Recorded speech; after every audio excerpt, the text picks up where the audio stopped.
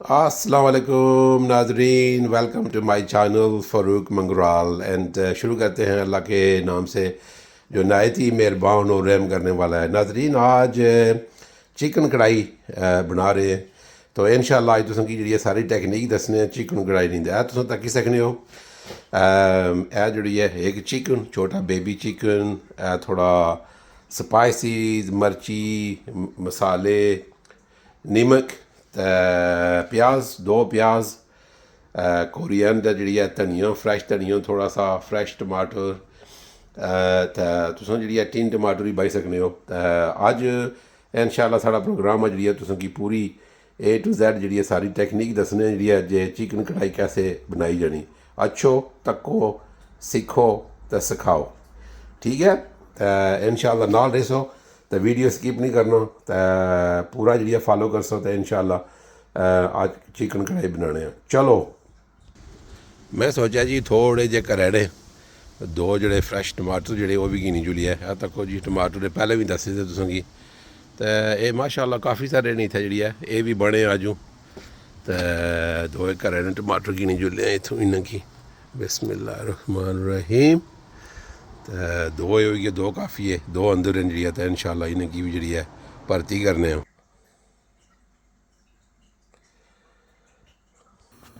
असें डिसाइड किया जी अज चिकन बनाना जी है फार्म फूड जी है बटर उन्होंने स्पैशल, लेकिन तुस कुकिंग ऑयल भी चूज़ा बनाई सकने हो। ज़्यादा कुकिंग ऑयल बनाना चाहिए सेहत आस्तै बेहतर रहना, लेकिन असें सोचा अज वीकेंड ही तो अज जी हेल्थी ईटिंग जी उसकी थोड़ा सस्पेंड करने तो बटर पाई तो बनाने चिकन। थोड़ी देर के बाद इंशाल्लाह इसने बीच पास प्याज तो फिर जी है इसकी फॉलो करने अगर जी कंप्लीट करने तक इंशाल्लाह। बिस्मिल्लाह रहमान रहीम। इसमें भी पाओ प्याज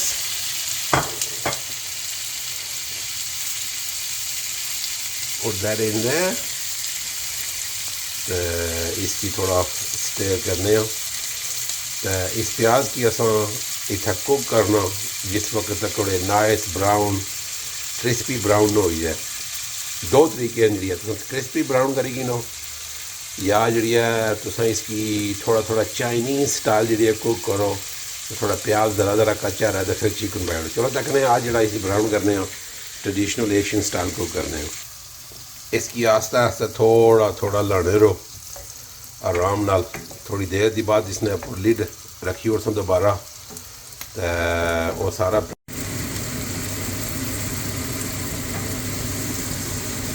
दूसरी गल है जी जे नाजरीन के बंदे सोचते जी इतना मर्ची ज़्यादा पेगी, लेकिन इस वक्त दिसनी है। लेकिन चिकन जरा काफ़ी चंकी आ तो ये मर्ची सारी अब्जॉर्ब हो जाती है, इसमें कोई ज़्यादा फर्क नहीं पैना। लेकिन जी स्पाइसी जी है ना वो तुम अपनी टेस्ट ने लिहाज नाल जी है इतना पाई सकते हो, कोई मसला नहीं। ये जी है ये कढ़ाई जी साड़ी जी स्पैशलिटी है, ये थोड़ी इसी मर्ची थोड़ी तेज़ होनी स्पाइसी थोड़े तेज़ होने कई बारी कम करी ना कई बंदे ने मारे, लेकिन अज जी हमारा ख्याल आ अज इन्हें तेज़ रेंदे ने। नाजरीन तुसें की दसने अज अंब भी आए जी, अज मेहमान आए से तो उन्हें अंबां की पेटी आंदी तो ये अंब जड़े जी बस इन्होंने आखिरी सीजन ख़त्म होना जाना जूनों जी है काफ़ी सारा चस्का लाया इन्होंने भी जी है हर किस्म की वैरायटी आई पाकिस्तान चूँ, लेकिन ये अगस्त जून ख़त्म हो जाए। चलो मैं तुसें की थोड़ी जी झलकियाँ इसनियाँ लभी जान। हूँ जी असां तैयार हैं अपना चिकन इत्थे विच पाने न जी है फ्राइंग पैन ही बिस्मिल्लाह रहमान रहीम। आस्ता आस्ता चिकन बने इत्थे नाजरीन तुस तक सो इत्थे फ्रैश चिकन जी अज की आंदा दिखाना बरू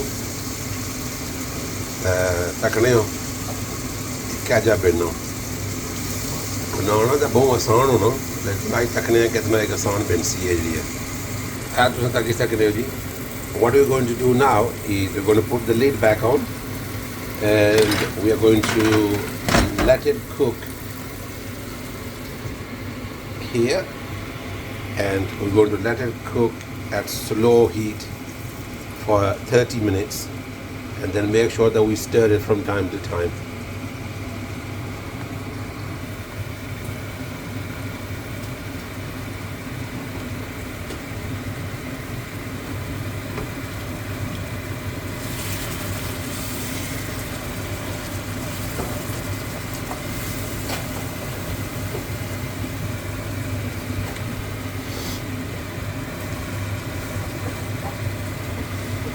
स्लो कुकिंग आस्ते ज़रूरी है जे तुसा इसकी जी चंगी खासी स्टीम दो, लिड रखो ना, ऐसी काफ़ी सारी स्टीम मशीन होती है, दैट्स रियली इम्पोर्टेंट।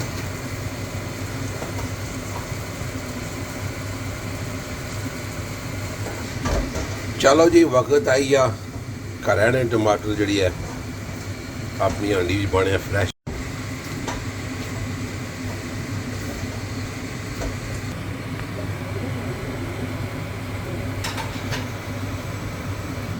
आज ही कुकिंग करने थोड़ा जा एक्सीडेंट हुई आ, इसी भन्नी उड़िया, हूँ बास नहीं छोड़ना तो बड़ा तो चाहिए, इसने रिप्लेसमेंट आनी तो देनी पे सी। Very sad about that.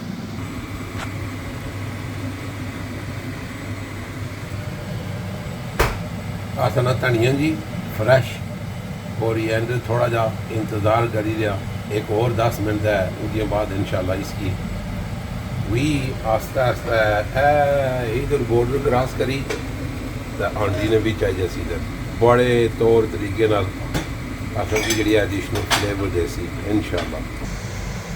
Sari chicken कढ़ाई जनाब is in the final stages of the last 10 minutes. तो इस वजह थी इसकी बड़े स्टोव पर नवाई, निके स्टोव पर लाया ताकि इसकी स्लो कुक किया जाए आखिरी 10 minute for that yummy test.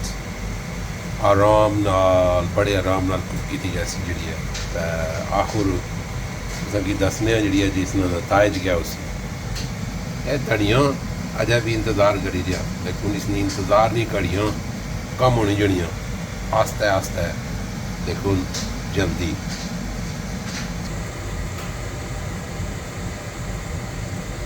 नाल जी जी है चपाती फैन रखी उड़े हूँ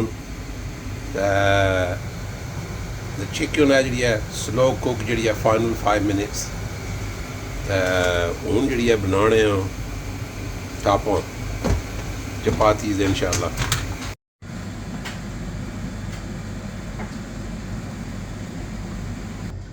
सो देयर यू गो नादरीन, अज जी सारी जी मेहनत थी उसना यह नताज लिखता जी है चिकन कढ़ाई कुकड देसी स्टाइल, बड़ा ज़बरदस्त यमी दिसना जी। नाल टापा ही तुस रायता भी कट्ठा करी गिनो, चार शार मर्ची शर्ची जेगी लभना देना इसमें नाल लाई तुम खाई सकने हो। तो इसकी टेस्ट जी बड़ी ज़बरदस्त थी, तो मी की तरह पता है जे मैं इसी ऑलरेडी चेक करी रहा हूँ। तो नाजरीन तको पकाओ खाओ तो अगे बाओ। तो थैंक यू वेरी मच, साढ़े नाल रहो, चैनल ना सबसक्राइब करने रहो। तो इंशाल्लाह तुम चंगियां थी चंगियां वधिया थी वधिया डिशां और बाकी खाने जड़े उन्होंने बनाने का तरीका दसिया जैसी।